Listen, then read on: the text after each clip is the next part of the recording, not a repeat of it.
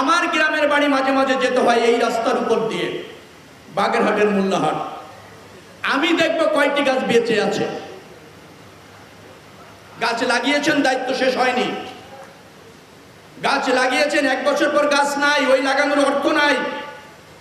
প্রতিমন্ত্রী দেখবেন কতগুলি গাছ লাগানো হয়েছে, আমি দেখব 1 বছর পর কতগুলি গাছ জীবিত আছে। অর্থাৎ শুধু আনুষ্ঠানিকতা দিয়ে এই সরকার কাজ করবে না। এই সরকার টেকসই উন্নয়ন চায়, জবাবদিহিমূলক শাসন চায় এবং টেকসই কর্মকাণ্ড অব্যাহত রাখতে চায়, এবং তার অংশ আপনারা।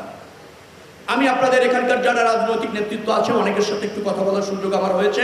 আমার কাছে মনে হয়েছে দে আর ভেরি মাচ পরিপক্ক এবং ধরেন অধিকার সচেতন, দায়িত্ব সচেতন। দুটি জিনিস দরকার, অধিকার সচেতন, অধিকারের ব্যাপার সোচ্চার থাকবেন, আর দায়িত্বের বেলায় নিবেদিত থাকবেন। তাহলেই আমরা একটা সমন্বিত উন্নয়ন দৃশ্যমান করতে পারব। পদ্মা সেতু আজকে আমরা উন্মোচন করছি, ভিত্তিপ্রস্তর জাদুঘরের। আমাকে যদি বলেন এই জাদুঘরের কতটা প্রয়োজন ছিল, সেটি প্রশ্নের দাবি রাখে।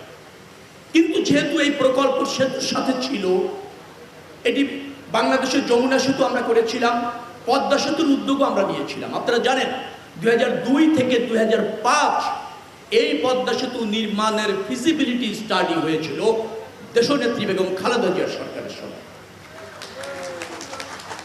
এবং সেই ফিজিবিলিটি অনুসারে এই মাওয়াতেই অ্যালাইনমেন্ট নির্দিষ্ট করেছিলেন বেগম খালেদা জিয়া। অ্যালাইনমেন্টটা নির্দিষ্ট করেছেন, আবারও বলছি, বেগম খালেদা জিয়ার সরকার, যে এটা মাওয়া দিয়েই যাবে। পরবর্তী সরকার তা বাস্তবায়ন করেছে।